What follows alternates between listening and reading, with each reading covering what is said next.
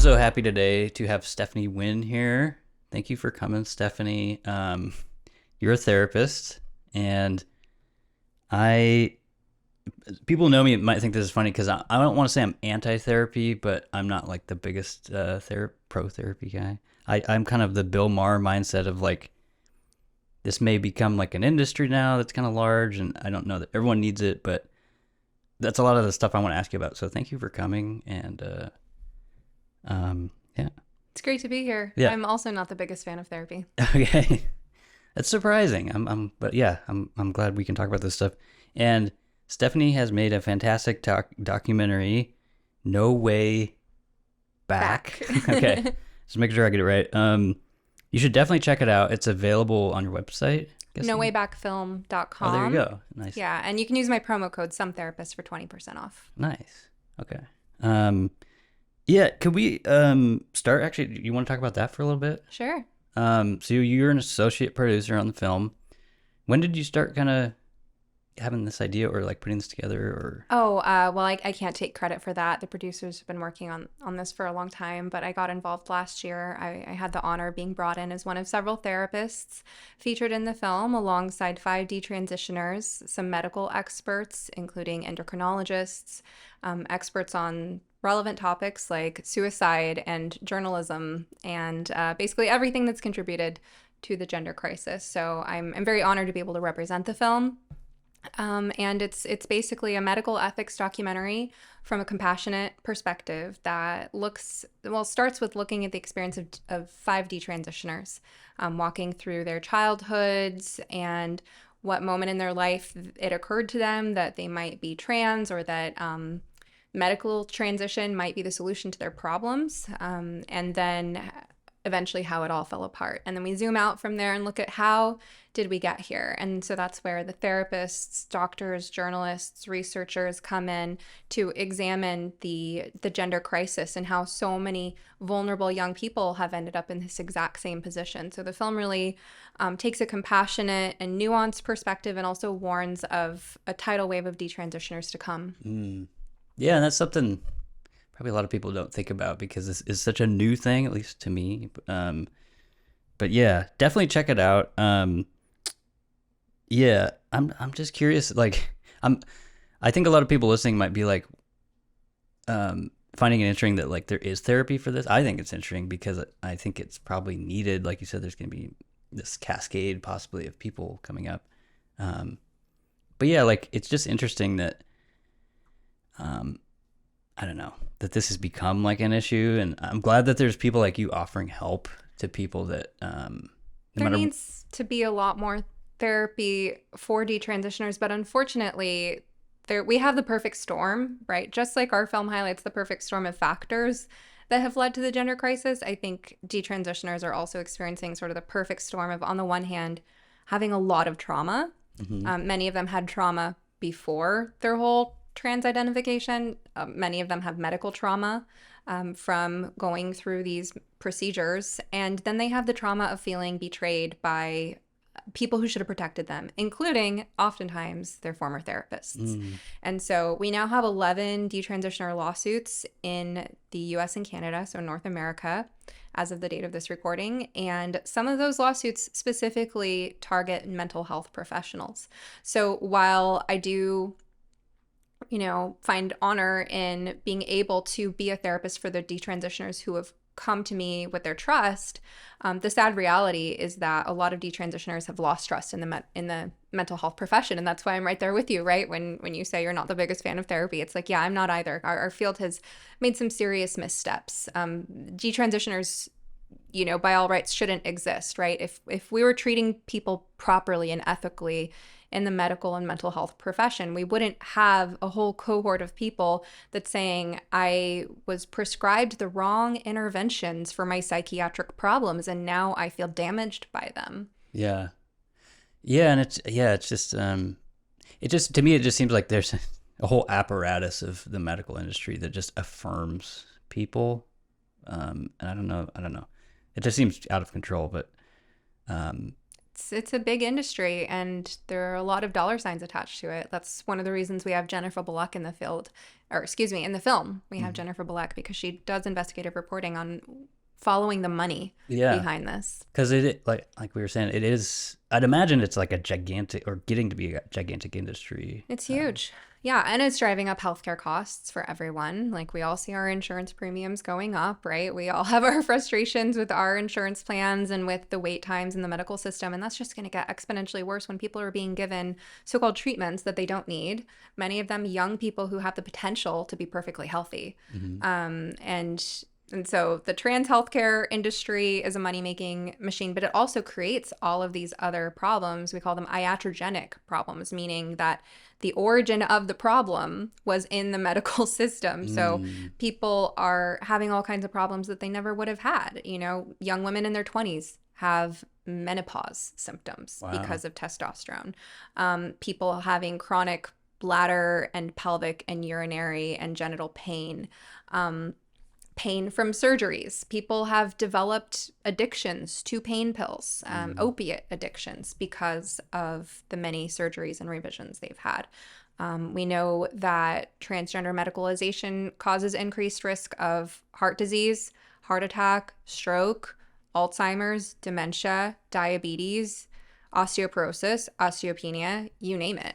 Is that from hormones mostly, or is it just all over the place? Or? Yeah, I mean, your body is such a complex organism, right? And this idea that, every cell of my body, which has XX chromosomes and is so finely tuned that you could just start running testosterone as like the main hormonal fuel rather than estrogen and progesterone in my body and not have like a cascade of effects is insane, right? I'm just using my female body as an example.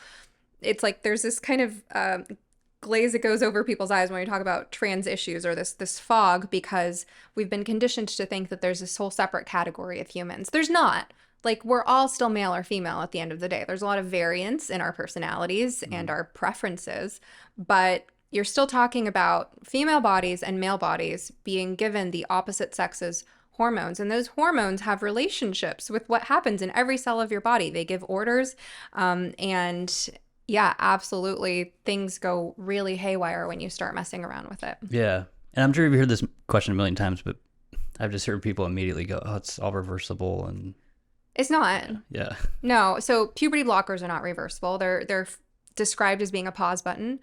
There's no such thing as pausing puberty. What you can do is interfere with a really crucial time-sensitive process that is designed to happen at a particular time for a particular reason. And in the process, you're interfering with crucial periods of bone development, which can lead to osteoporosis and osteopenia, fragile bones, fractures, things that make people sick and miserable and depressed, by the way, because if you're 20 and your bones are like that of a 60-year-old, that's really disabling.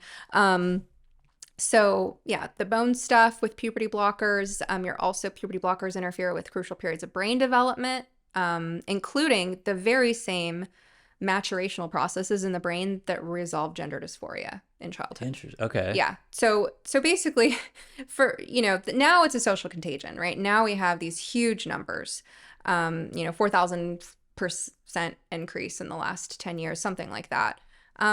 But prior to that, it was mostly young boys with gender dysphoria. Most of them would grow up to be gay. And most people, before it became a social contagion, most people who did display gender dysphoria in childhood would grow out of it by adulthood. And what is the solution? It's puberty. It's actually going through that intensely transformational period in your life where your brain and body are maturing and where you're coming to terms with your sexuality. Again, a lot of people with gender dysphoria classically would grow up to be gay. So, just making it through that period and then, oh, I'm not a girl, I'm just a gay guy, right? That was like a classic thing that would happen to people. So yes, with puberty blockers being framed as time to think, well, how are you enabling people to think if you're interfering with their bone development, and then at a crucial period of development of reproductive tissues, if you're blocking growth, then so what happens to males? I mean, can we get graphic on this? Sure, yeah. What happens to males put on puberty blockers, for instance, is they don't develop enough penile tissue so that even if they want, heaven forbid, the euphemistically termed bottom surgery, even if they want vaginoplasty early on, like what happened to Jazz Jennings, there's not enough tissue there to even work with. Mm-hmm. Or imagine that, that you don't choose to go through with it. Well, we know that over 95% of children put on puberty blockers do go on to cross-sex hormones. So most will go on with it. Why? Because they're psychologically invested in this path. But that 5% that doesn't go on with it, I mean, think about being a 13-year-old boy who took puberty blockers while your penis was supposed to be developing. Well, now you have a small penis for the rest of your life. No offense. I'm not trying to, make anybody feel self-conscious about their anatomy. I'm just saying that you have to look at the cascade of effects. Yeah. You're framing something as reversible when you're interfering with a crucial period of growth in someone's life. And that's just one example. There are many more we could give. With testosterone in females, the vocal deepening, that's permanent. The impact on potential receding hairline. Now, you can't predict with any given female whether she will be subject to male pattern baldness or not. Just like you can't predict if you have an 8-year-old boy, you can't predict whether he's going to be bald at 30 or not. Like that's just individual genetics. So when you give females testosterone, you don't know what type of balding she's going to experience. You don't know how rapidly the facial hair will grow in. But you want to talk about reversing that. You're talking about really intensive medical procedures to mimic what the body could have done. You're talking about, transplants of hair. You're talking about electrolysis. You're talking about basically more medical trauma inflicted on people who are already suffering a great deal, who wish that they had never done this, right? And to frame that as, well, they can just change their minds. They can just reverse them. Or the worst part is when they say, and there are actually medical professionals who've said that if a female removes her breasts and she wants them later, she can just go get them. As if silicone implants are the same thing as mammary glands. Right. They're not. You will never have that functioning back. So none of this is reversible. And the damage to the urinary tract and the genitals and all of that, the pain, testosterone also causes vaginal atrophy in females, which can be excruciatingly painful. No, it's not reversible. And that's why, in addition to talking about detransitioners, when we talk about the subject, we also have to talk about people who are one way that I sometimes call them is lost in transition. Okay. People who, it's like they might be female and look male or male and look female. And they're like, I'm not going to go through the whole process again of changing my name and coming out and everything like this. Like, I'm not going to fight this every day by, shaving this facial hair that is growing in now or whatever it is. Like, I look male or I look female and I have to find a way to live with this because I do not want to go through all of that medical stuff yet again. Mm-hmm. And so some people at that stage, they sort of they might keep the name.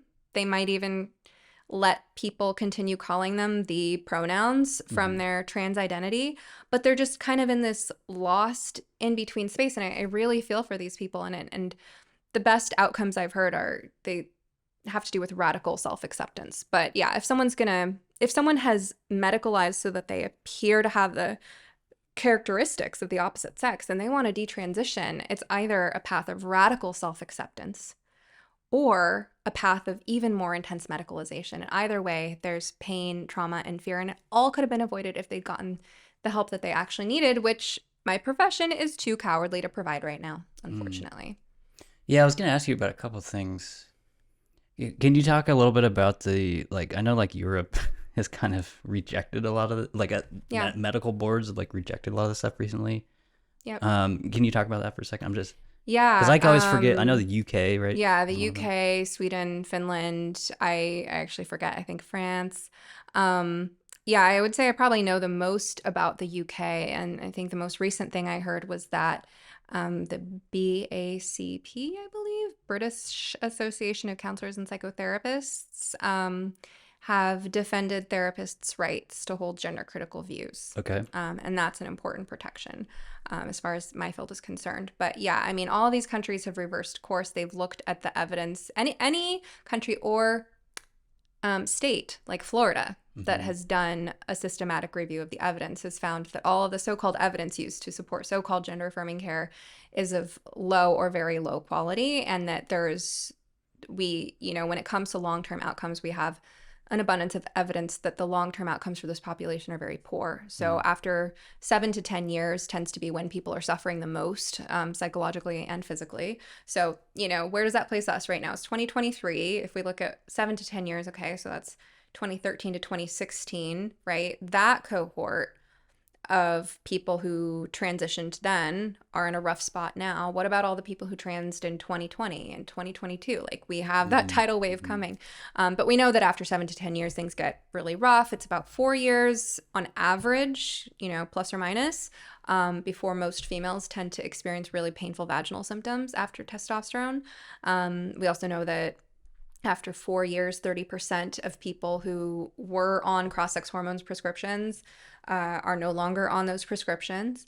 We know that the long-term outcomes of suicide risk in this population are not good. And the more a person has medicalized, the higher the risk of suicide. That's what all the data is pointing to. Yeah, I always find that ironic because, so many of with kids, people just point to suicide as like, well, they're going to kill themselves if they don't go through this. And it's extremely manipulative. But it's just, that's what's interesting to me is like, well, people that do go through it, they have a high rate of suicide. And that's why I went through a phase of making memes. I'm not sure if you caught that, but it started with a picture of like a 10-ish-year-old girl with a cigarette looking very furtive. And it said, would you rather have a smoker child or a dead child? Okay. And this is to make fun of the would you rather have a trans child or a dead child narrative, because it's a false dichotomy.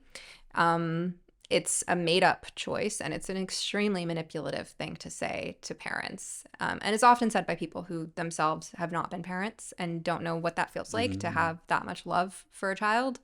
But it's not true. But it's extremely dangerous to say that. And I've heard too many stories of therapists saying that with a child in the room to their parents. Right? So then what is the child learning from that? And this is often taking place, by the way, in inpatient hospitalizations following a suicide threat.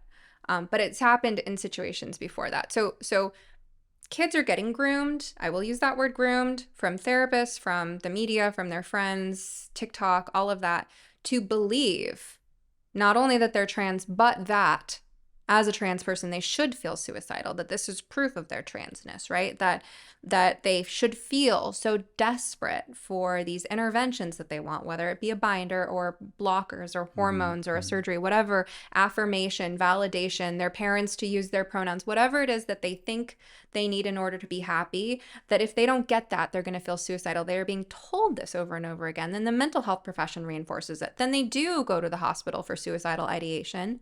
And I have heard too many stories of hospitals keeping kids, even when their parents are perfectly capable of keeping them safe at home, even when they could conduct a risk assessment, like I have been trained to do, like most therapists have been. I mean, if you haven't been trained to do it, then you're not suited to be a therapist, because being a therapist means you will work with suicidal people. It's not a matter of if, it's when.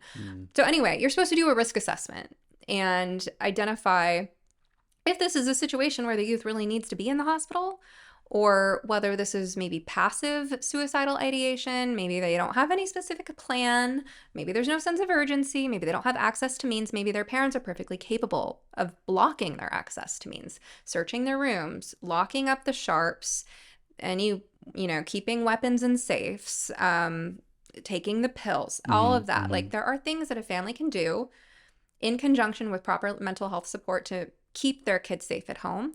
And I've heard too many stories of situations where the kid did not have the level of risk factors that would normally warrant keeping them in an inpatient hospital stay.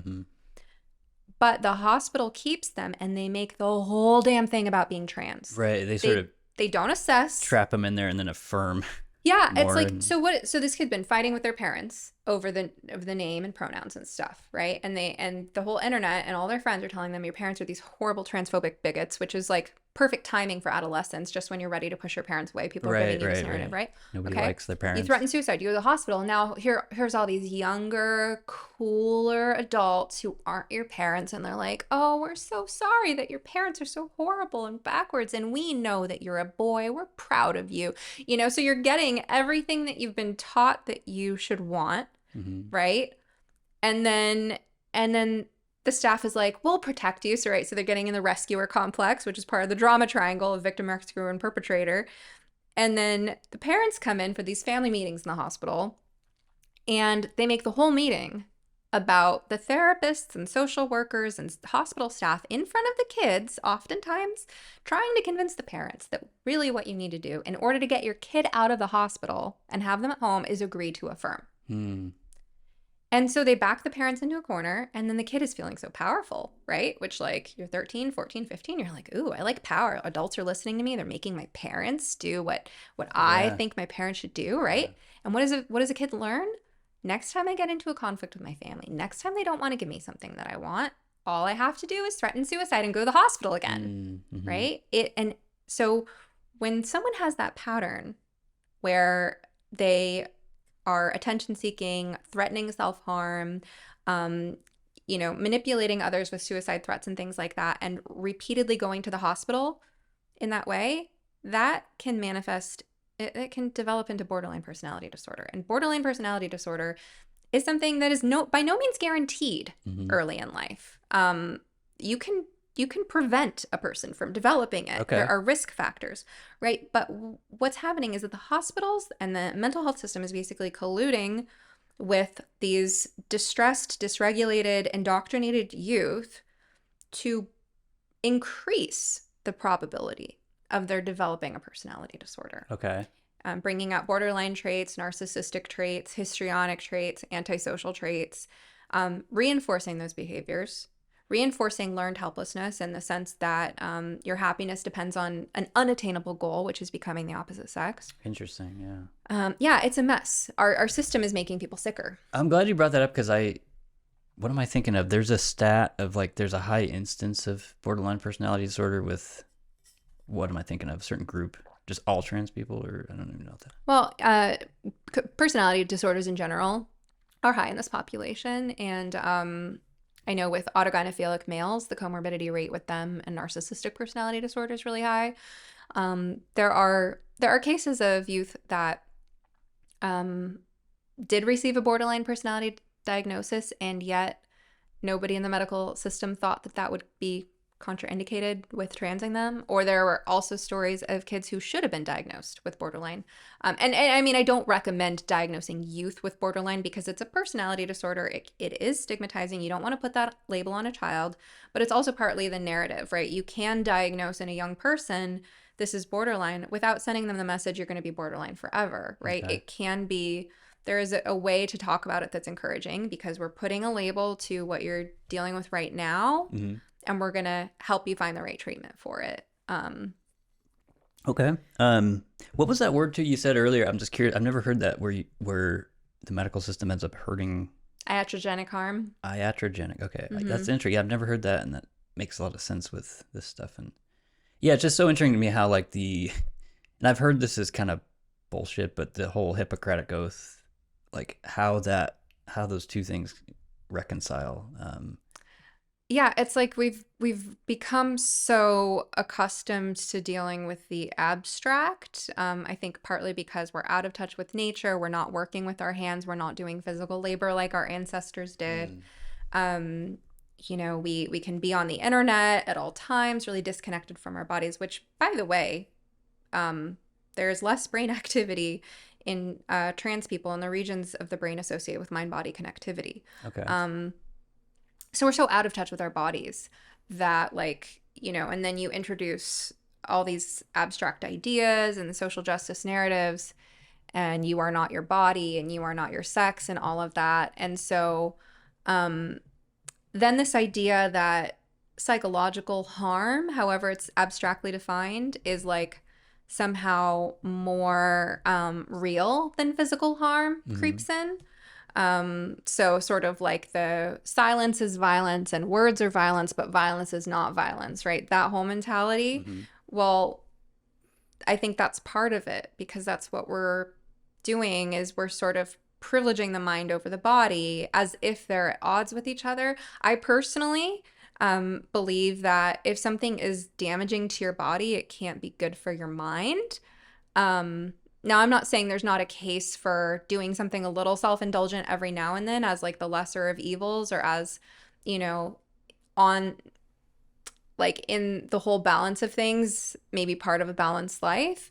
But this idea that we have to destroy the body to heal the mind is really backwards. But this identity uber alles thing, right? It's this like who you are as this abstract concept of an identity that you crafted online usually is so much more important than your physical body, that that yeah, I mean, when it comes to do no harm, I think the mentality is just so warped that they really think they aren't doing harm. Like they can see that they're harming the body, but they can still think that there's this thing that lives in the mind, which is called a gender identity, that is so much more important than that. That it's like all worth it somehow. Even though we're making people infertile, we're taking away the things that we know through centuries of human life make life worth living, like falling in love, having a family, being able to use your body to have fun or to contribute meaningfully to society. I mean,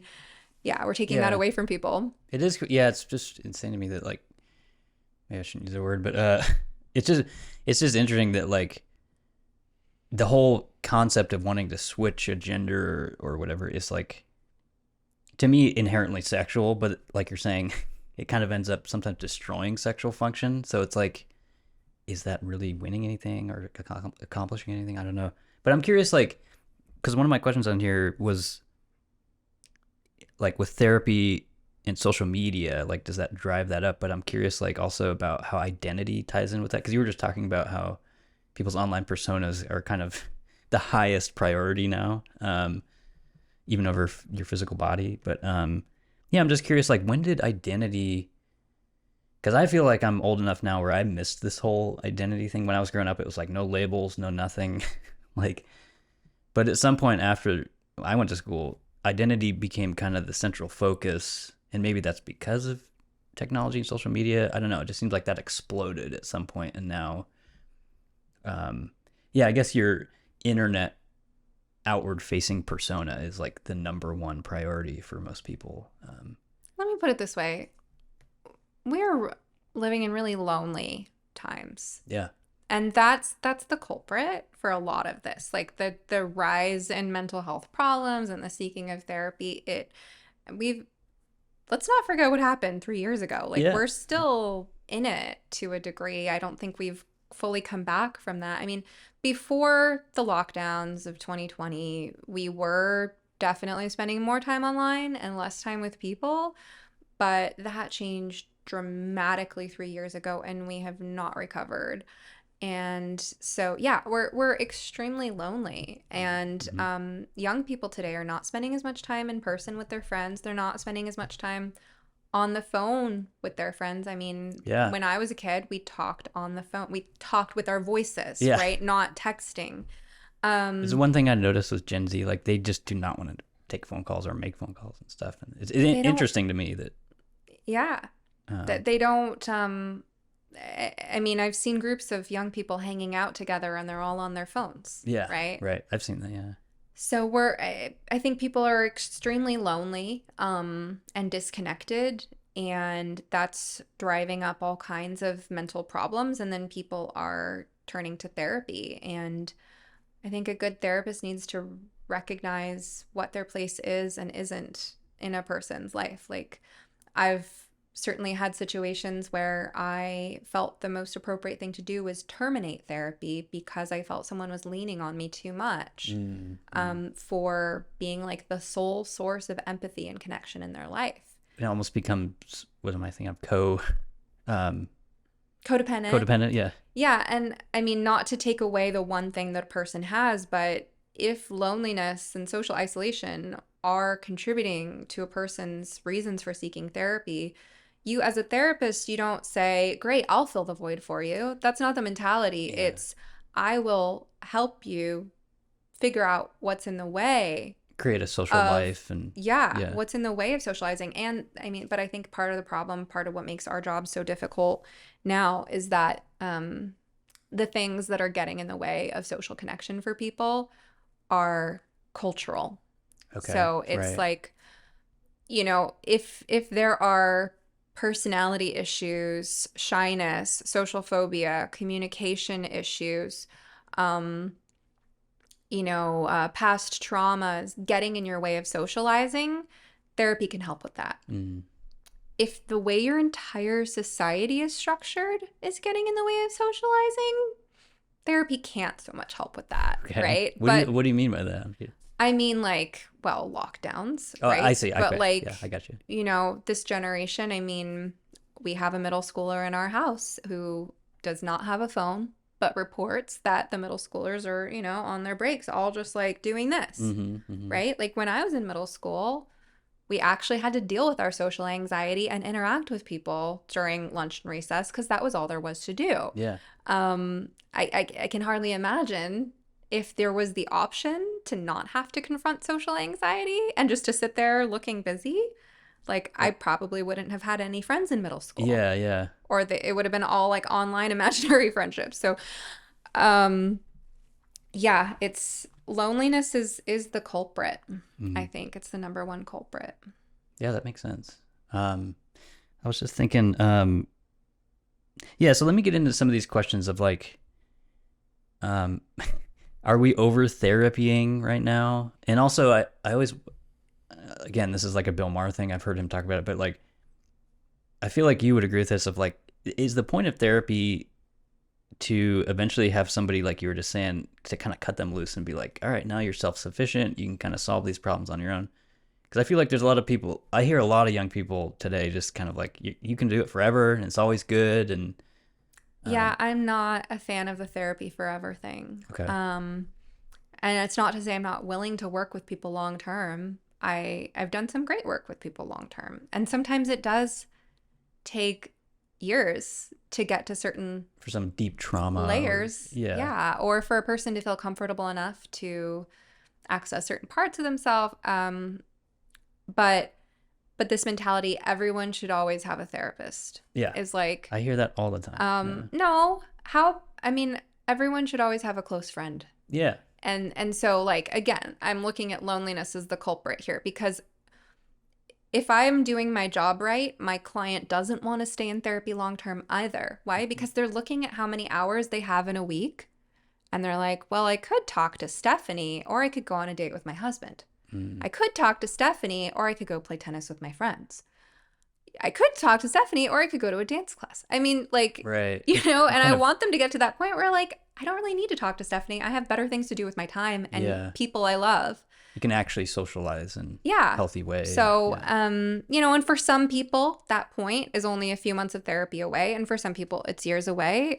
Everyone's starting from a different point. But, and then it's, we're not getting any help from companies like BetterHelp and Talkspace, and they're like predatory marketing tactics. Yeah. I mean, first of all, they don't pay therapists well. So like there's no reason as a therapist to work for those companies unless you're terrible at your job, because if you're good at what you do, like it's really easy to open a private practice and make like 5 times what those companies will offer you.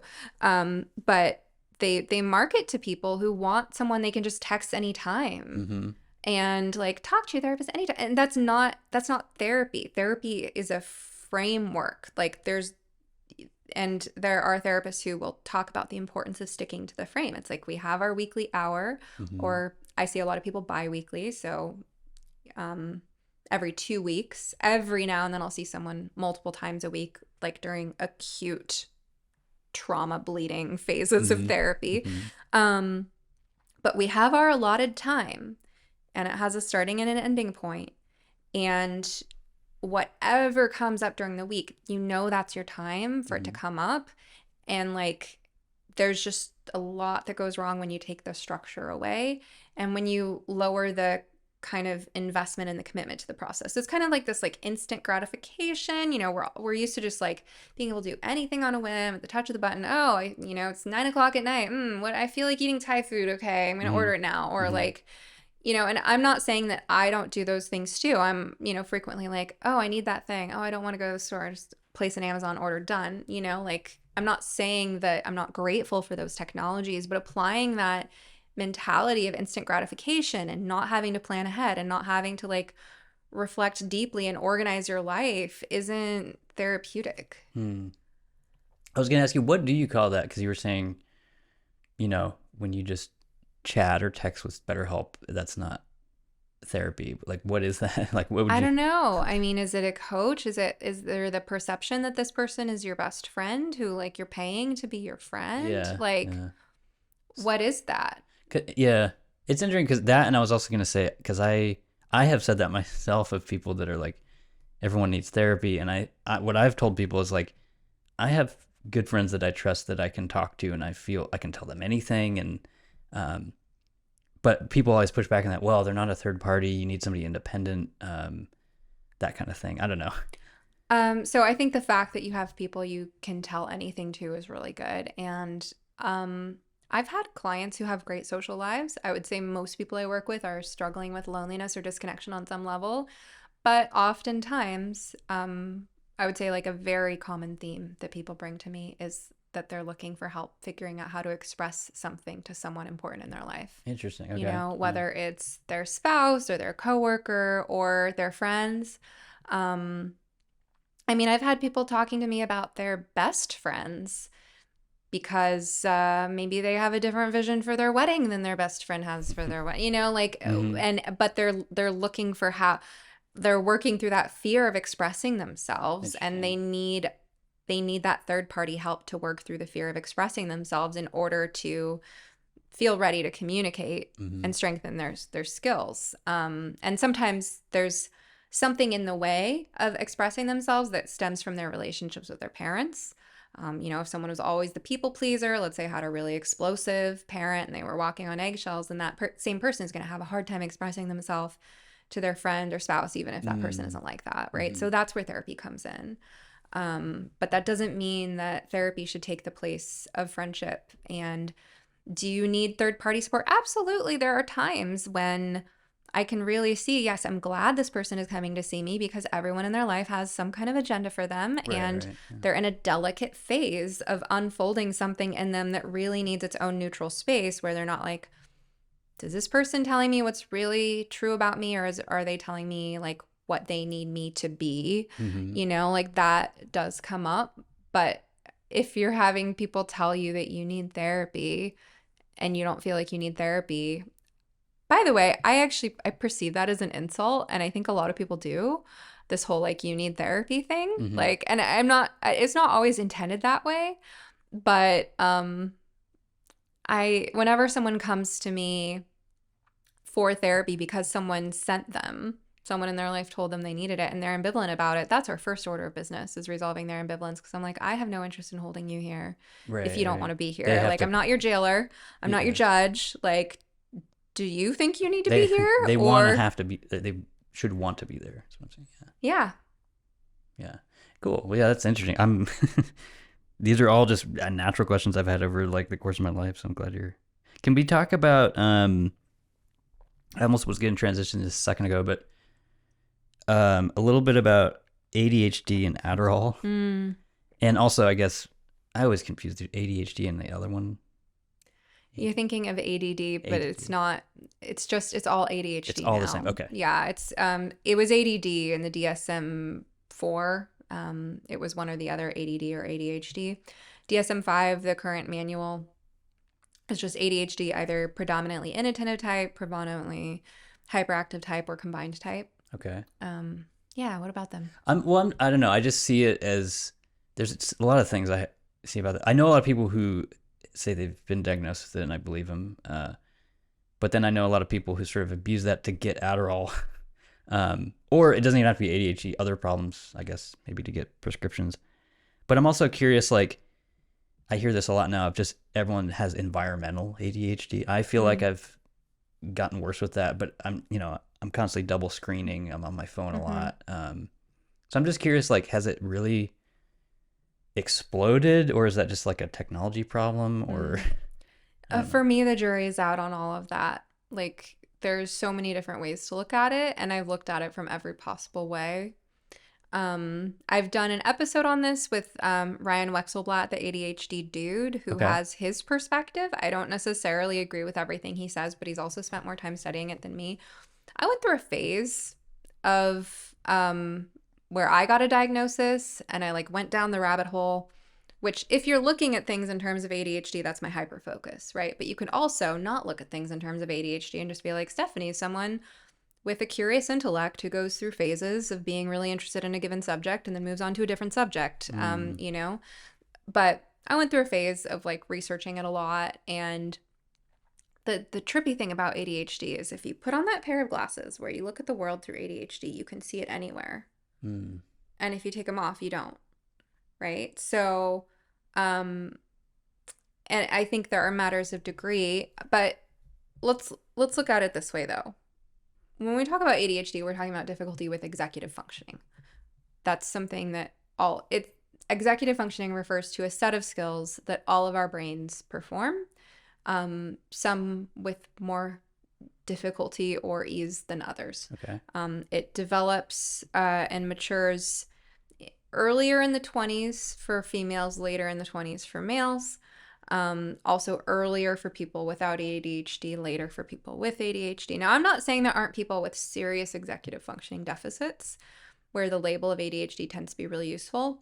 But then there are also a lot of people like me, right? People who like are functioning okay, but if you look at our lives in terms of ADHD, I mean, for me, it's like, I've also heard that like the higher the IQ, like the more you can kind of like mask or make up for the difficulty. That I'm somebody with a high IQ, and so like I feel like my IQ kind of compensates. You know, one way of thinking about this is maybe you've heard the term twice exceptional, right? People who are gifted in one department, impaired in another. So if you, let's say you take any set of traits and map each of them onto bell curves, right? Like, you know, maybe I'm like up here I'm like high up in terms of verbal intelligence, right?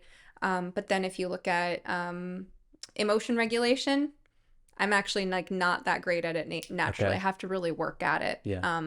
So, you know, emotion regulation is one of the components of executive functioning. So is working memory. And I noticed during the time that I was using ADHD medication, my working memory was profoundly improved. So like, and by that I mean, how many pieces of information can you hold in mind at one time? Okay. In order to complete a project. So for me, without ADHD medication, I can maybe hold 2 or 3 things in mind. This means that there are a lot of administrative tasks that I would get very easily frustrated by because, you know, you have to do this, but then actually you have to go over here to get this other piece of information. Then from here, you have to go over here, and it takes a few things before you get the information you need to plug back in over here. And my brain would lose track of that. When I was on ADHD medication, it was like a miracle in the short term with being able to be like, I can hold 7 things at once. I can like here, remember what I was doing and come back over here and finish it. Yeah. You know, so I think my own little trial with getting an ADHD diagnosis and trying medication did give me a sense of, oh, this is what it feels like to have my executive functioning skills boosted. And so I do get it. But there are downsides to ADHD medications too. A lot of people go through a honeymoon phase. I certainly did. Where at first you're like, this is great. It quiets all the noise. I can focus. I feel like it doesn't require such an incredible amount of willpower to overcome the frustration associated with this mundane task. You know, but then it kind of over time, the side effects creep in. Like for me, it was heart palpitations and anxiety. And then I think, gosh, what's that region of the brain? I'm trying to remember. It's not the hippocampus. That's like the only one I know. I think. There's, I'm forgetting. It's okay. But there is a region of the brain that actually shrinks with long-term ADHD medication use. Okay. And I think it's associated with creativity. Don't quote me on this. People, do your own research. If you're interested in this topic, look it up, because I'm not going to grab my phone and look it up right now. But my personal belief with, you know, and I think this applies to like drugs and a lot of things, is what goes up must come down. It's the same thing with the whole gender dysphoria, gender euphoria thing. Okay. Right? Like, why are people treating the idea of euphoria like a good thing? Euphoria is by definition a short-term state. and what goes up must come down, right? Mm-hmm. So same thing with ADHD medication. It's something that it's a stimulant. You take it for a while, you experience boosted executive functioning. And there are people who are reliant on that, and maybe their lives are better for it. I have seen evidence that people who are treated medically for ADHD are less likely to abuse drugs, actually. Okay. So there's a Okay. common misconception that like ADHD medication is a gateway drug. Maybe for some people it is. You mentioned that there's people you know who have abused it. But people with true like severe ADHD tend to have very chaotic lives and a lot of emotional distress. And so they are more likely to abuse substances as a way of self-medicating, and also poor impulse control, right? So there is a case to be made. There is research saying that if you give those people medication for ADHD, they're less likely to abuse drugs, less likely to even get into car accidents, make bad relationship decisions. Like, They're so less there's, impulsive. yeah, there's a strong case to be made, but at the same time, it's the nucleus accumbens. That's the region of the brain. Okay. Nucleus accumbens that shrinks with long-term ADHD medication use. And I'm not sure what else it does to the brain long-term. That's so interesting because it's going to sound, I don't know, dumb or whatever, but I can definitely attest to that as somebody who did a lot of drugs in my 20s of like the whole what goes up must come down. That makes sense to me of like, this might be a good short-term solution and give you some clarity, but then after years of use, maybe it's not. Well, for me, I was going through a cycle every day. Like when I was taking ADHD medication, and I always took it according to instructions, I never abused it. But when I took it, like I would have that boost in executive functioning, get a lot done, feel really like effective at work and proud of myself. And then there would be a point in the evening where it would wear off. And and it impacted my relationship because like I'd be able to hold one type of conversation when it was working, and then it would wear off and I would become really irritable because I couldn't remember what I was just saying. Okay. And if I was interrupted while I was in the middle of a stream of thought, I'd be like, I lost my stream of thought. It's just really frustrating. And like going through that cycle every day where it's like, oh, it's 5:00, I feel my meds wearing off, is like, it's kind of weird. I could get that because I drink coffee every day and I feel the coffee crash at like the same time every day, and it is really annoying because I'm just like, are you drinking enough electrolytes? My brain is, I don't know. Electrolytes, man, because coffee is dehydrating. Yeah. Well, and the dehydration will make the coffee symptoms worse. I do try to drink a lot of water throughout the day, but yeah. I don't know if there's electrolytes. But electrolytes help more water get into your cells. Gotcha. Okay. Coffee takes water out of your cells. Okay. So you need the electrolytes to help absorb the water. Exactly. Basically. Yeah. Okay. Yeah. Yeah. All that's really interesting. I was curious too, like more about I've never heard that executive function, and you were saying emotions are really tied to that. Like, what do you mean? Like, it's so if that's loose, people are prone to be really emotional. Is that kind of what you mean? Yeah. So, I wish I had a list in front of me of what are all the different capacities that we can consider under the umbrella of executive functioning, but it's basically like, think of it like the driver's seat in your brain, right? Like the ability to decide where you're going. So like the way that I've described ADHD to people who have it, I mean, again, it's all very subjective and the jury's out and there's a lot that's up for debate, but to the extent that we do think of ADHD as a real experience that the people are having, like the experience of someone with ADHD is kind of like being behind the wheel of a car, not remembering where you're supposed to be going, having a bunch of kids screaming in the back seat, being like, I want to go to the ice cream shop. I want to go to the toy shop, right? And if you don't even remember where you're supposed to be going, and the kids are shouting at you, you're going to be like, okay, I guess we're going there, right? Yeah.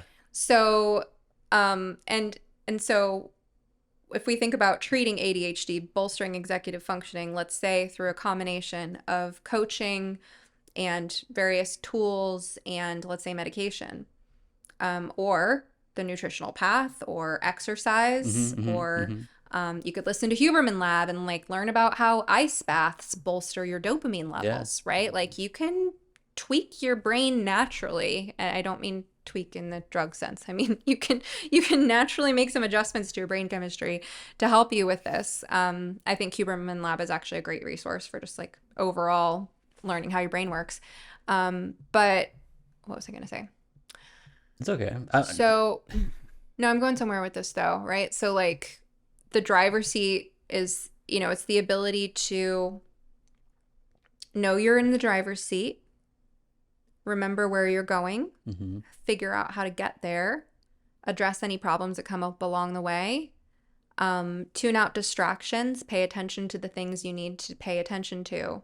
Like maintaining clarity throughout that. Yeah. So the emotion regulation component would be like that if like there's like a baby crying in the back seat, you can like manage to keep your focus while also being like, maybe pushing it with one hand, being like, shh. I see.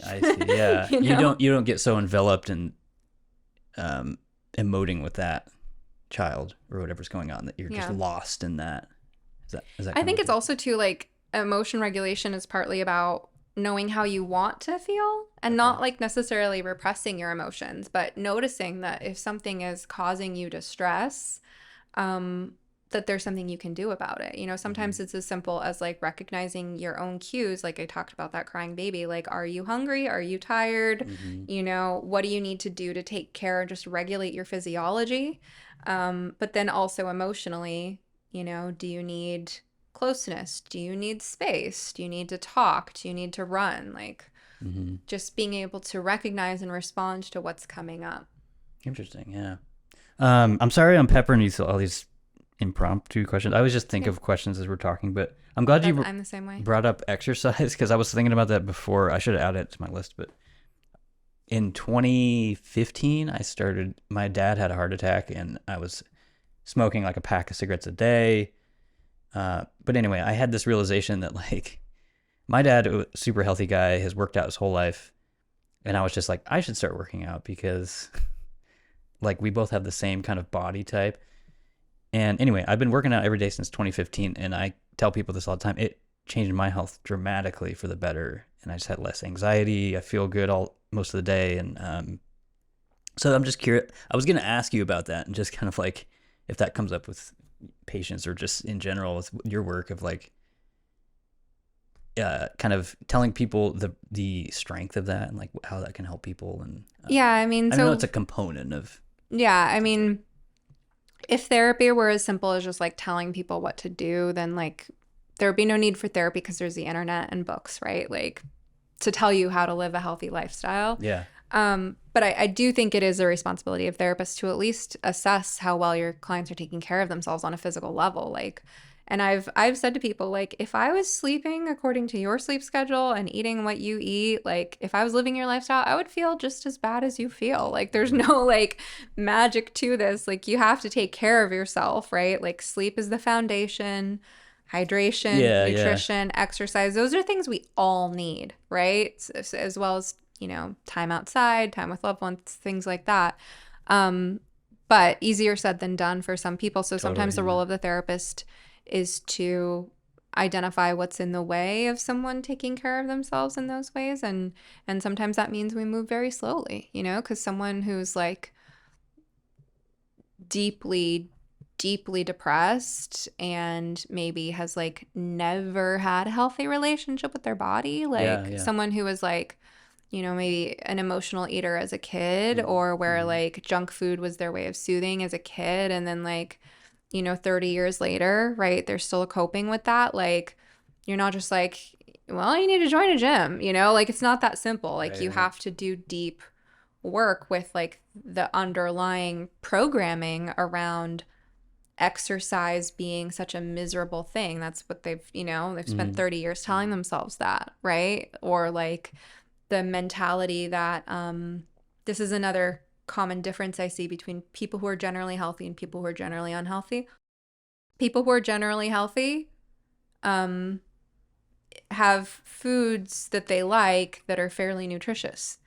People who are generally unhealthy have a dichotomy in their mind where there's food that's yummy and bad for me, and then there's food that's gross but healthy, right? And so then like they go through phases of like restricting and eating these boring, awful, stupid salads and and then like cookies, right? Like there's this split, right? So like mentality is a big part. And then just, what's the term for it? Behavior activation, I think, is like the formal term for what we do as therapists with just helping people actually enact behaviors rather than just think about them. Okay.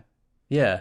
Yeah, well, that's really interesting. I don't know. I probably sound like an idiot, but like when I was saying during that time, I just never thought about it, I guess because I was so young, but I was like that of that triangle, I guess it's more beyond a triangle, but like I was eating unhealthy, I wasn't exercising, I wasn't doing any of that. And I feel like if you can at least tackle one of those, your whole life would improve. But like, I agree with what you're saying, like, it's not well, and also that sometimes easy like for, sometimes therapy comes in at a time that someone's had something taken away from them too. Yeah. Like I have a chronic illness. I can't exercise the way I used to because I have like, I mean, my best understanding of what's going on with my illness has to do with like mitochondrial dysfunction. Mitochondria generate energy for your body. So like if your mitochondria are dysfunctioning, then you only have so much energy. So for me, if I like overexert, I'll crash. Okay. So like that's just an example of how like someone could have like a pretty healthy routine and then, they go through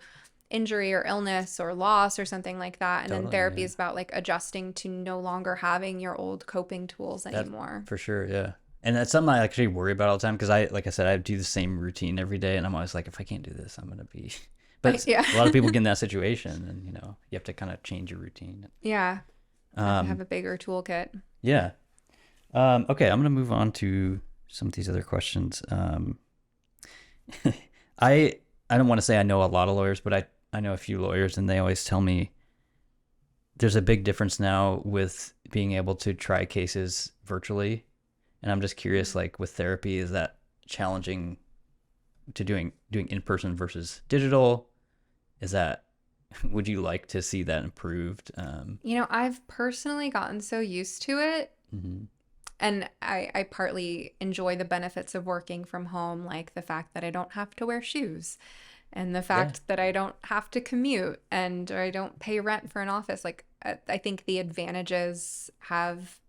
You can also probably help people that you wouldn't otherwise be able to help. Yeah, that's true. I help, I have therapy clients all over Oregon. I have coaching and consulting clients all over the United States.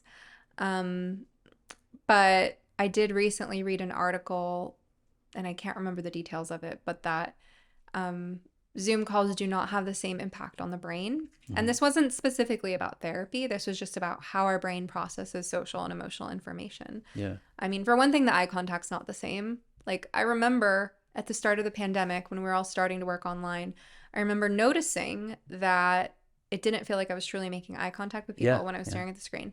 And now I'm so used to staring at the screen. Like, I'm noticing your eyes right now, and like, you and I are making real eye contact. And I'm just noticing the difference between that real eye contact and the pseudo eye contact when the camera's right here. Right. And I'm looking right here at a screen. And there's like, a few milliseconds of delay. And then sometimes they're pixelated or... Right. I think read about that same stuff too. There's a lot of stuff that really fascinates me about that as a creative. I've heard that anything remote is not as effective creatively. Like you're not firing on all cylinders with creativity because you're not in person. There's also a lot more like physical stuff that we can't do online when it comes to therapy. Like, so one thing that's been interesting is I've had like clients who are women who like months into therapy, they mention that they're like 6 feet tall. Okay.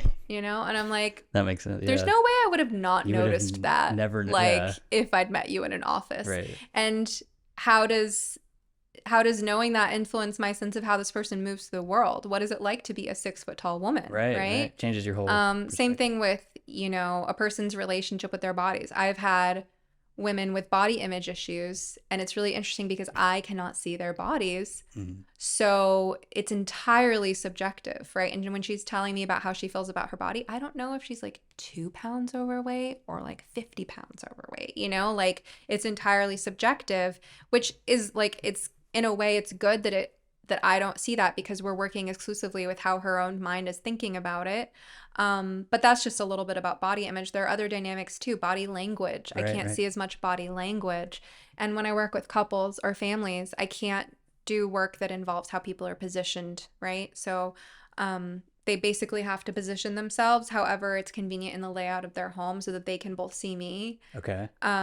Whereas in an office, you know, if I had, let's say, a couch and some chairs, it'd be interesting to see how, you know, let's say husband and wife position Yeah, themselves yeah. in relation to each other. What is that It communicating? informs you a lot more. It totally informs me. And then there are also interventions we can do, like moving people closer or further away from each other, having them turn toward each other.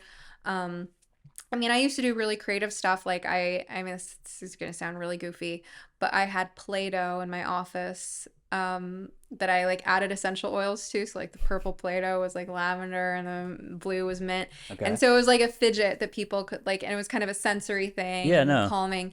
And I get it. I remember like once I just got this creative inspiration to do this kind of like art therapy thing with like a grown person. But I was like, hey, you know, can you use this Play-Doh to show me how you experience these people in your life, your wife, your boss, you know, and the shape that this person made out of like, you know, feeling like this one person was like hovering over them and this thing was trapping them, Hmm. you know, like all of that kind of physical, somatic, artistic side of therapy you can't do remotely. Yeah.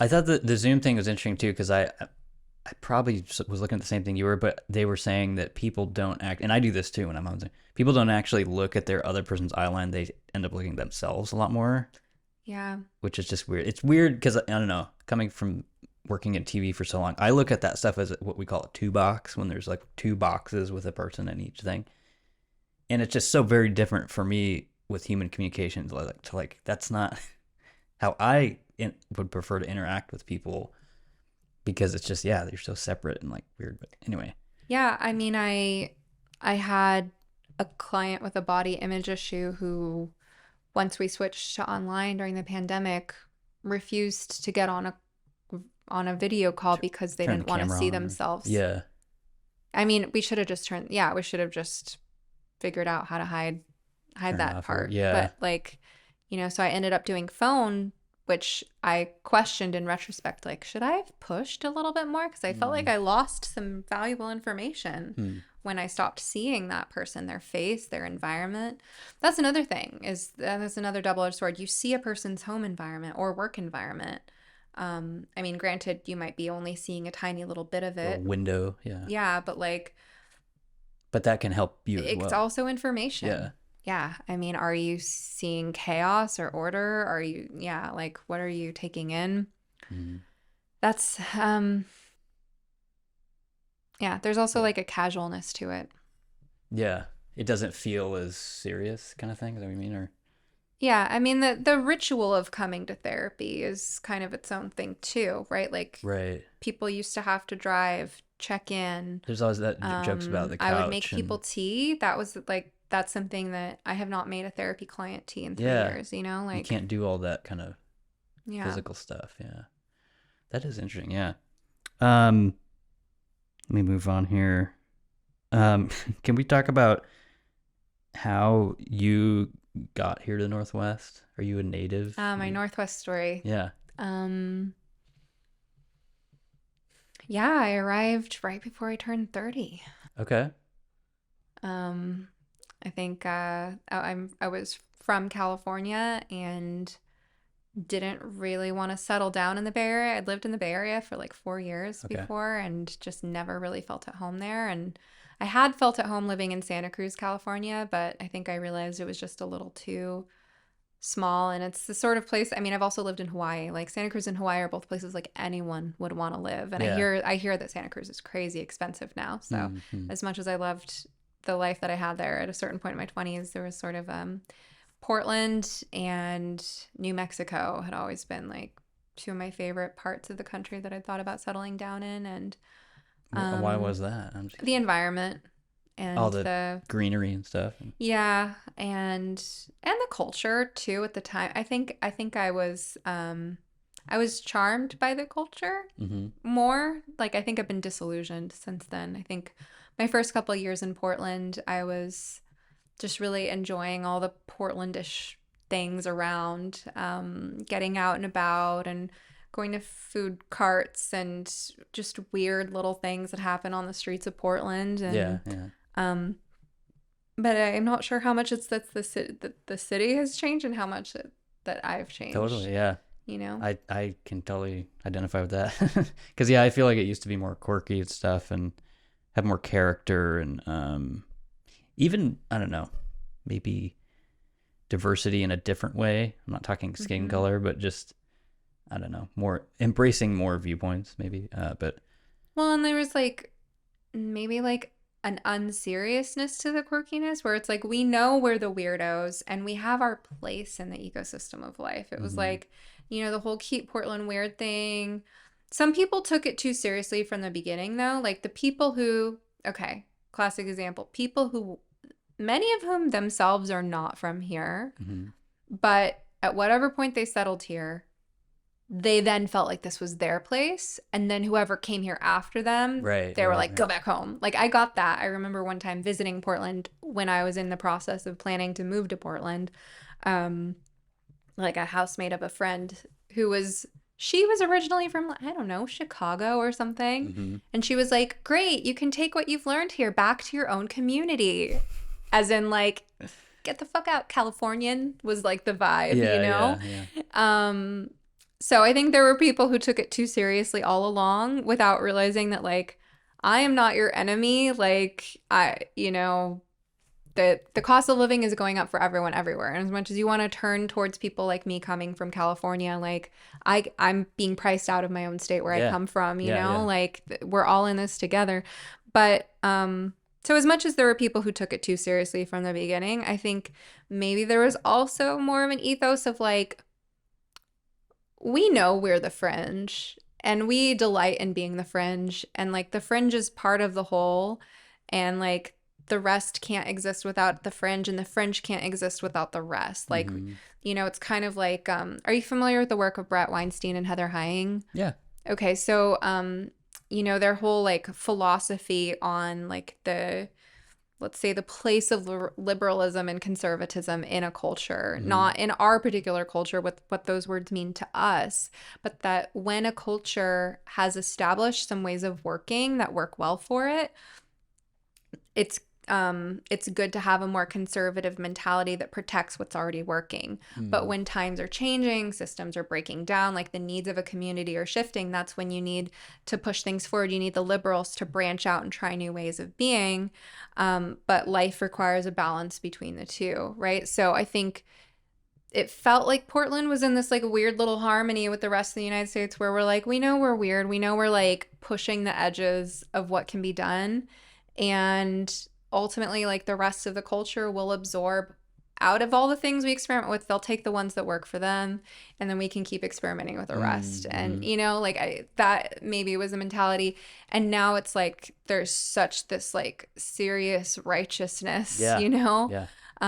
Sense of justice and all this stuff. And well, it's interesting because I don't know, I've talked about this a little bit on the show, but I interned with the show Portlandia, and first of all, I feel like that would not be embraced by Portland. They would see that as wrong and that's not funny. The show and itself. Punching down and but yeah, it's just interesting that you mentioned that because that's how I feel as somebody who's made a lot of comedy videos. Is like there's no like room for that anymore. It's just like everything is super room for serious. Making fun of ourselves. Even. Yeah, and even the importance of comedy and I don't know. It seems like that's changed with Portland for me, but I don't know.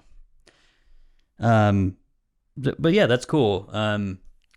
I definitely heard a lot of that when I was younger, and then I kind of had that realization of like, because for a while I was that same way of like, just stop moving here. Like we have enough people. I'm the good one because I got in here at the right point. Right. But then I'd hear older people tell me like, you're just like another generation that does this, and eventually you'll be the, you know, I don't know. It's like a repeating cycle, and eventually I got that, and but yeah, nowadays I'm very just welcoming to anyone who comes here, and you know, so. I mean, this like, it's human nature to be territorial, but I also expect people to question and see past our own tribalism, like those tribal instincts to be like, this is my land. Like, it's just funny that that exists in a place that prides itself on liberal values, because like liberal values are all about embracing change, embracing strangers, and like the same people who want like open borders and like who are welcoming to the idea of refugees from completely different cultures like finding a home in the United States, like don't want like refugees from California. Like, you know, like it's, there's a lot of hypocrisy. Yeah. I asked everybody this too. What do you have a favorite thing in the Northwest? Could be anything, person, place, thing, a geographic location, or like a nature thing, or so restaurant. It's a sad question because some of my favorite places have been burned down. Oh, okay. Yeah. Are you talking like riots or? No, although wildfires or something? Yeah. Oh, like in the gorge. I will say, like, my whole time here in the Northwest, I've just like fallen in love with one place after another only to see it burn down. So like my first favorite hiking trail was Eagle Creek to Punchbowl Falls. Yeah. And it was beautiful. And then there was that fire that was not a wildfire in origin. It was a teenager being reckless with fireworks. Yeah, I remember that. Yeah. And so I have been back once since the trail reopened, but it's not the same. I went there maybe 6 months ago, and I understand. Did you do the whole obstacle course at the end? No, I don't know what that is. Okay, so you used to be able to walk all the way up to Punchbowl Falls. Okay. The trail went to Punchbowl Falls. Yeah. Now the trail goes to like a quarter mile before Punchbowl Falls, and if you want to get and actually see Punchbowl Falls, you have to do this like ninja style natural obstacle course of like crawling over and under like rocks and logs through the river, like because it's still all screwed up and so like I've done that, but I was really like, I might fall into the river now. And it's cold. Like it's go there. I would say like go there with river shoes on a hot day because you'll be getting a little bit wet. Like bring your ninja skills, bring a friend, maybe like a first aid kit, snacks. Just be prepared. You be prepared. Yeah. There was somebody out there, actually. I happened to have some I keep Band-Aids in my hydration pack, and there was a guy who got scratched up, and I gave him a Band-Aid out there. So yeah, that was sad. And then my next favorite place was Olali Lake. Okay. Olali, have you ever been there? I don't think I've been there. It's really gorgeous. It's in the like between the Mount Hood and Mount Jefferson wilderness. I think it's technically Mount Jefferson. It's an alpine lake. It's like 4,500 feet elevation, and Olali is whichever native, I don't know which native language, but it's an indigenous language for berry. Okay. And it was this beautiful alpine lake surrounded with wild blueberry bushes. And there's this peninsula campground was my favorite place that I would go to camp, and that place was so sacred to me. Like I've watched the moon rise over it. I've listened to the silence, like the silence out there, because you're so far away from everything. The last 10 miles is this really, really bumpy gravel road. And I remember just this incredible silence where I could count the sounds. I could count the wind in the trees, and then the swoosh of a bird's wings, and the lapping of the little lake waves on the shore, maybe an owl or a bat or a buzzing bug, and then the crackling the fire, and like beneath that pure silence, and just the smell and the air and the light and everything out there was so pure. I loved Olali Lake. And then a few years ago it got consumed by, I believe it was the Beachy Creek fire. Beachy Creek mixed with Lion's Head. There's like two fires that converge. And I was actually there when the fire started. So it was August of 2021, I think, that I was camping there by myself. And I remember the lightning storm. And I remember being scared because I was by myself and there was lightning. And I was like mentally walking myself through like, lightning's not going to strike you, Stephanie. Like just chill in your tent and just be cozy. But there was the lightning storm. You heard about that, or more the fire? Or both? I guess. No, so there was no fire, right? I'm just saying, like in summer, that's usually what starts a lot. So there's right. So what happened was, all I'm thinking about is just there's rain, and I'm in my tent, and I'm hearing lightning, and I'm just like, I hope lightning doesn't strike me. Yeah. Like Yeah, that's what yeah. I was thinking about. Okay. But that storm, when I was there, when I was hearing that lightning struck several miles away and started the fire that over the next several weeks made its way towards Olali Lake. Mm. And so I haven't been back since. It's sad to think about what it looks like now. Yeah. And then we have also fallen in love with Belknap Hot Springs. Okay. And they have beautiful gardens. And I went through like that same process this summer where I was like, there's a fire coming toward Belknap, and I've Okay. watched all these. Opal Creek is another beautiful Yeah. one that we've lost. Like, Yeah. what's that? Bagby Hot Springs, Brighton Bush. Like, we've lost all these beautiful places. And so when I knew that there was a fire coming toward Belknap, I was not well. Yeah. Like I was Give you a long... grieving like the thought of these beautiful gardens being swallowed up. And we just had the fortune of going and visiting and seeing that it's all right. They actually, there were 1,400 firefighters in the area at one point. We talked to the like cashier at the local general store, and the fire came right up to either that or it was like a preemptive burn or something. But we could see like there's the gardens, and the gardens were protected, and then right on the other side of the gardens, like charred forest. Mm. So it came right up to the... Yeah. But Belknap Hot Springs was protected for now. But it's like it breaks your heart living in the Pacific Northwest because you fall in love with all these incredible places. Mm. And I mean, I got to see some of these places the last time that they would be seen, at least for decades, in their current form. Yeah. Because these big fires, I mean, I know a little bit about how wildfires work, and, you know, naturally we're supposed to have little fires that burn up the brush every now and then. But these fires that get out of control, Mm-hmm. you know, that like the entire tree, all the way up the tree, everything is burnt. Like there's no more tree left, as opposed to the natural fire where like, you know, maybe 5 feet up the tree, Okay. it's like blackened, but the tree is still alive. And we saw some of that at the Belknap grounds.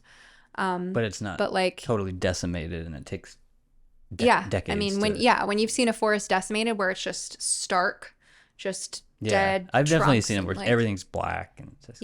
I mean, I saw some of these places in their original form before they were devastated by wildfires, and it becomes like an annual trauma living here in the Pacific Northwest when you love these places and you're just like, oh, it's July.